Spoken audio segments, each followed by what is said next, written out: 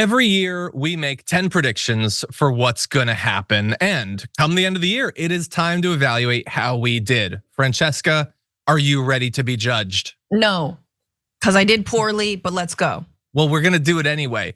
Your number 5 prediction was that by year's end, Elon Musk would sell Twitter. Specifically, your reasoning was that advertisers would not want to advertise there and that would have financial implications. So you're not 100% wrong. Advertising is down significantly, and yet he has not sold Twitter. So what do you say to that? I mean, I should have done a few more sort of halfway steps. I misjudged how much money like the richest man in the world actually has to burn.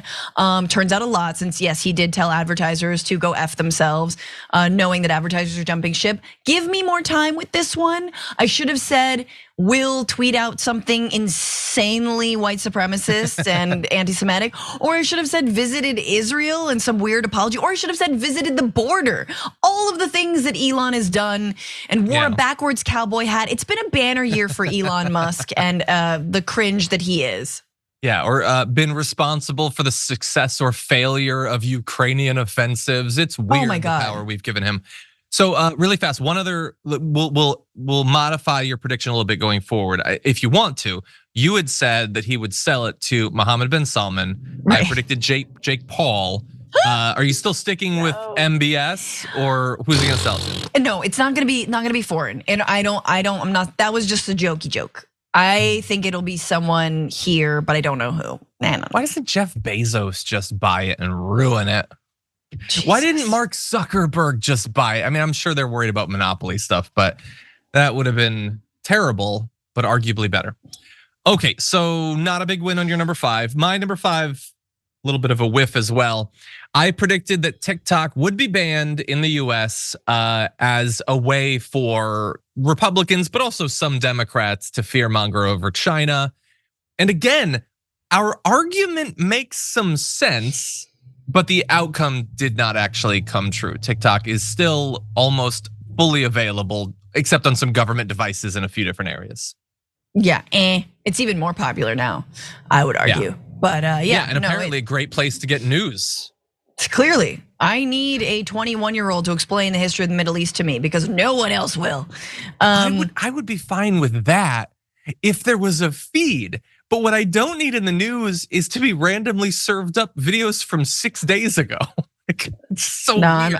That's a place for news. I know. That's why I hate Threads, and I know you like it. But anyway, let's move on. No, I don't use it or anything. But anyway, okay, your number 4 was foreign policy related, and your prediction was that the war in Ukraine would not be over. That also Ukraine would join NATO, and that maybe there would be a nuclear war. So it accelerated quickly.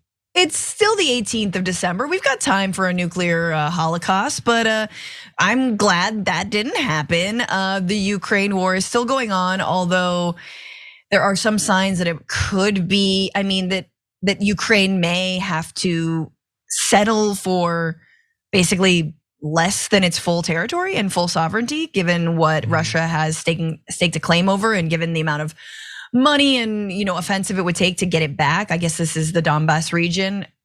I got to do an update on this war, man. It is dragging on and on and on and on. But yeah, it's not. I don't even think it's going to join NATO. I don't think that's going to happen. I think it's for nothing. The whole thing. It's for nothing. It's been for nothing. It's been for Putin's ego, and he wasn't able to fully complete the takeover of Ukraine. It's kind of a win on both sides, I guess. Yeah, it's just there's a case to be made that every single war is utterly unnecessary. But this one, my God, it is difficult to come up with a conflict that was less worth the cost that both sides have paid. Yes.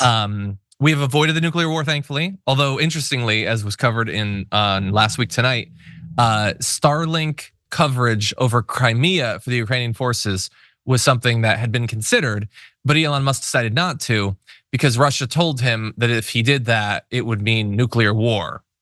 And he believed them, and so they were not given the Starlink coverage that they needed. So maybe we dodged a nuclear war in that area.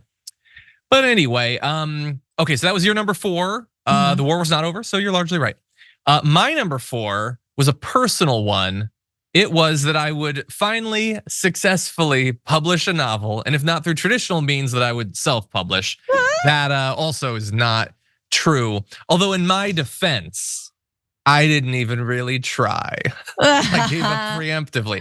No, I haven't resubmitted since then. But I would say, while I am not yet ready to self-publish it, I have been conducting necessary revisions, including a word count cut. And I do expect that I will be doing it soon. So I am making progress on that prediction, even if I did not make good on it yet. I cast a lot of aspersions on this prediction, John, when it happened, knowing that you were about to have a baby. I believe I knew you were about to have a baby. Maybe I not at that point. Maybe no, I think you had said you seemed enthusiastic. Okay, never mind. Yeah. But that was before I knew, and maybe before you. Maybe I don't know. But yeah, I knew. Yeah. Maybe before you knew as well. So, but look, hey, next year again, give us time. I'm working on it. If you're an agent, call me. It's not bad, by the way, and it's getting better as I edit it. Anyway, your number 3 was very different. It was one major brand, maybe Apple or Starbucks or Amazon, will reverse course on being aggressively anti-union. Okay. What do you think? So I didn't have my unions right, but there was massive union victories in 2023 with the UAW, with the Teamsters and UPS, right? This was huge. UPS settled like almost immediately. There wasn't a strike, and then UAW did do a strike. Oh, I forgot SAG and WGA. So I'm clearly not up on my like legacy union news and labor news, so I apologize for that. But yes, we're still working on the retail angle. There's still pushback, but yeah. You, in this case, are not giving yourself enough credit. And here is why. It is when we're recording this December 18th.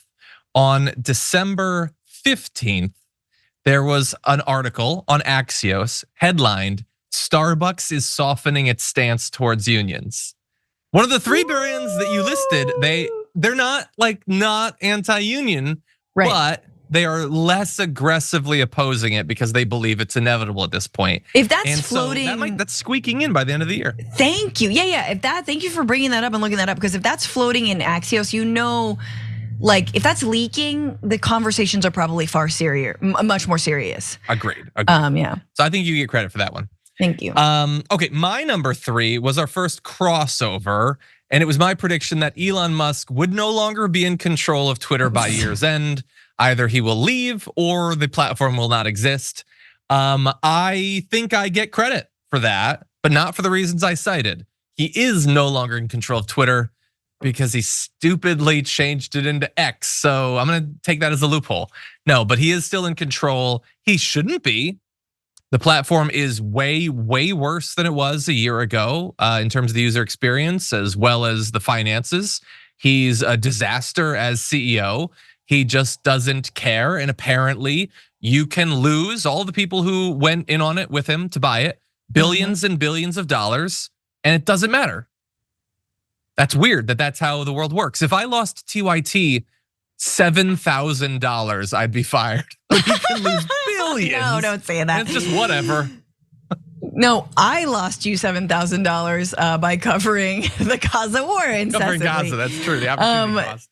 And you've lost it by covering climate change. We each do our damage in our own way. Yeah, it is. Again, give this one time. I guess we should have aimed a little bit lower in terms of Elon news, but we wanted to go big, and I get that. Yeah. My number 2, are we onto that? We are, and that was that you thought that either Tulsi Gabbard or Joe Manchin would run for president. I'm not wrong. I wasn't wrong. He might. Okay, so Joe Manchin is still exploring with the no labels party, and so we'll see. He's doing he's touring the world. He's speaking to people. He's talking to people. Something he never did in West Virginia, and he's gonna see if basically there's enough money to artificially inflate his candidacy that nobody wants, so he can fulfill a niche that nobody needed fulfilled and no one cares about. So yeah. Yeah, so he might. I think you deserve credit. Interestingly, Tulsi has not made moves in that area. I guess it's easier to just be on Fox News, I suppose. Yes. Or maybe she was just beaten to the punch of the third party thing by other candidates, but so far there's been no movement in that direction.